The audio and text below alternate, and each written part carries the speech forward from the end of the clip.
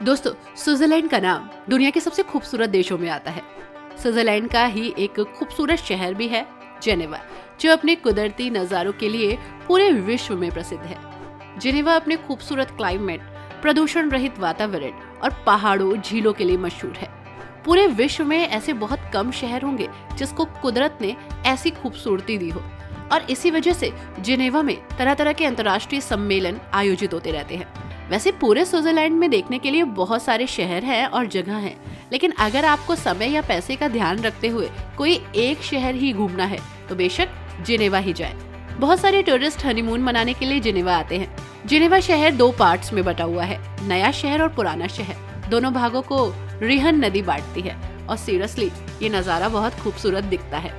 नमस्कार दोस्तों, आप सभी का बहुत बहुत स्वागत है हमारे यूट्यूब चैनल ट्रेवल इन्फॉर्मेशन पर।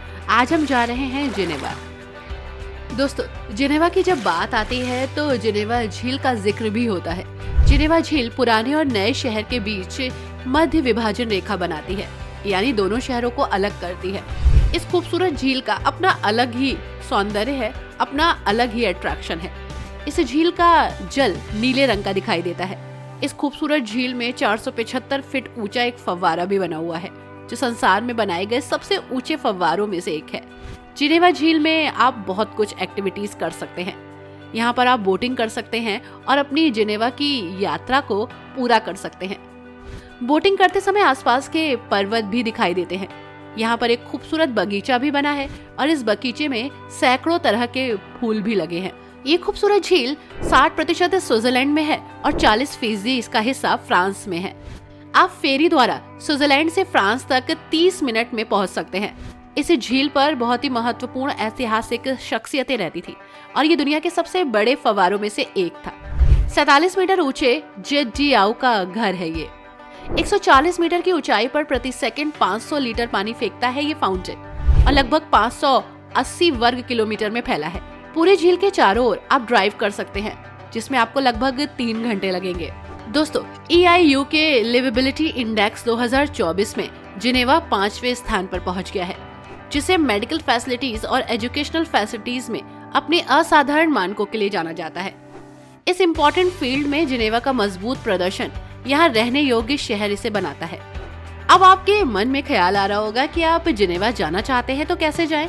दरअसल दोस्तों, भारत से जेनेवा पहुंचने के लिए आप दिल्ली से ज्यूरिख की फ्लाइट ले सकते हैं। वहां से आप रेल द्वारा जेनेवा पहुंच सकते हैं। आपको स्विट्जरलैंड घूमने के लिए वीजा आदि पहले से ही लेना होगा और रहने के लिए आपको जेनेवा में हर बजट के होटल अवेलेबल होंगे। ये बजट आपको थोड़ा महंगा भी पड़ सकता है, क्योंकि जेनेवा एक महंगा शहर है और अमीर शहरों में भी शामिल है, इसलिए यहाँ पर थोड़ी सी महंगाई तो है अकॉर्डिंग टू इंडिया। दोस्तों, जानकर आपको हैरानी होगी कि अल्बर्ट आइंस्टाइन ने अपने जीवन का महत्वपूर्ण हिस्सा यहाँ पर बिताया था। उन्होंने अपनी प्रसिद्ध थ्योरी ऑफ रिलेटिविटी के कुछ महत्वपूर्ण प्रिंसिपल्स पर यहाँ काम किया। जेनेवा यूरोप का सबसे अंतर्राष्ट्रीय शहर भी है दोस्तों। 40% आबादी स्विट्जरलैंड के बाहर से आई है यहाँ पर, और इस खूबसूरत शहर में आपको स्विट्जरलैंड की ज्यादातर खासियतें मिल जाएंगी। लुभावने नज़ारे, बेहतरीन वाइन, चीज और चॉकलेट, जो एक टूरिस्ट को चाहिए होता है। यहाँ आकर आप एक अलग ही एक्सपीरियंस करेंगे। प्रकृति ने इसे बहुत ही खूबसूरती से सजाया है। जेनेवा में एक अनोखी और अद्भुत घटना होती है। यहाँ 2 नदियाँ आपस में मिलती हैं।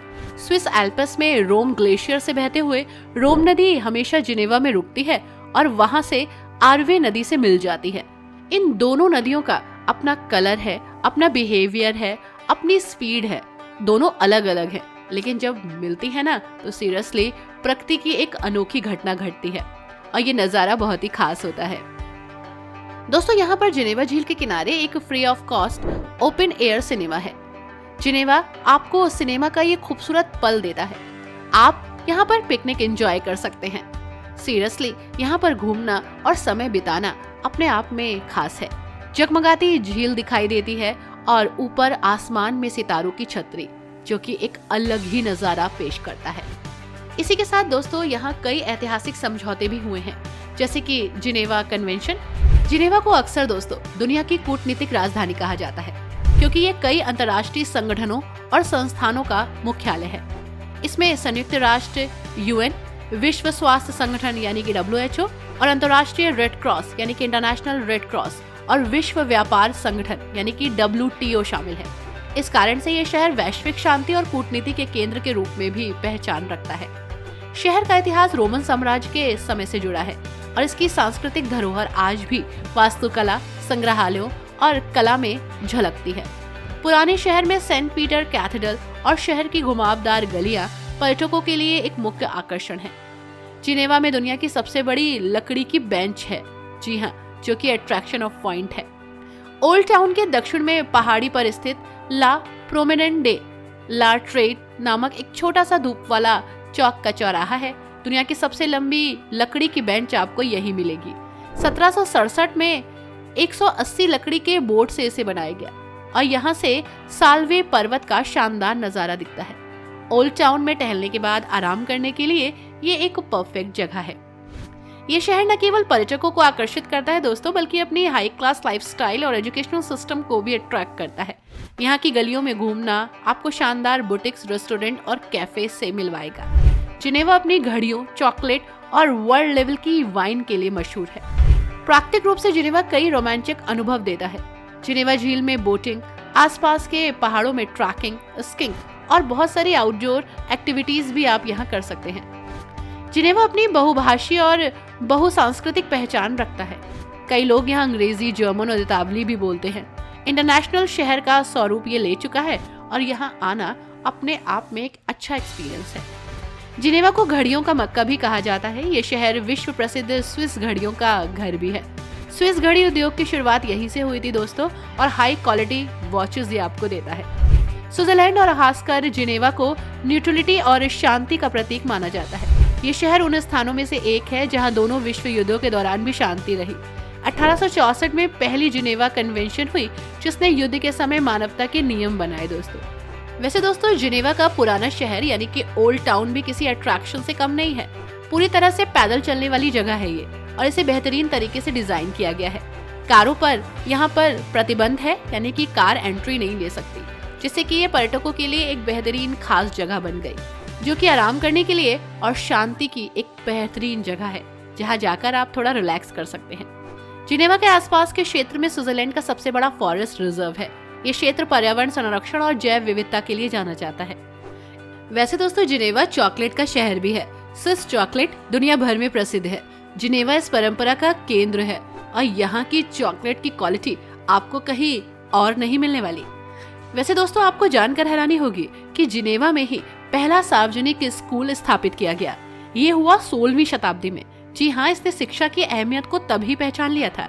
जॉन कैल्विन के सुधार आंदोलन के तहत शिक्षा को सभी के लिए उपलब्ध कराने की शुरुआत यहीं से हुई थी, और उसके बाद विश्व ने शिक्षा की इम्पोर्टेंस को पहचाना और सार्वजनिक स्कूल का निर्माण शुरू किया।